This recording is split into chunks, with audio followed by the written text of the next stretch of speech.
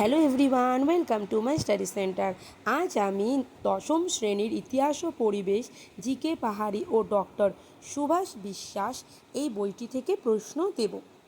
সপ্তম অধ্যায়, 20 শতকের ভারতের নারী, ছাত্র ও প্রান্তিক জনগোষ্ঠীর আন্দোলন। এই চ্যাপ্টারে অনেক ছোট্ট ছোট্ট প্রশ্ন রয়েছে। সেই প্রশ্নগুলো আজকে আমি তোমাদের দিয়ে দিচ্ছি সাজেশান হিসাবে। অবশ্যই তোমরা খাতায় লিখে নাও বা ভিডিওটি পজ করে করে স্ক্রিনশট তুলে নাও।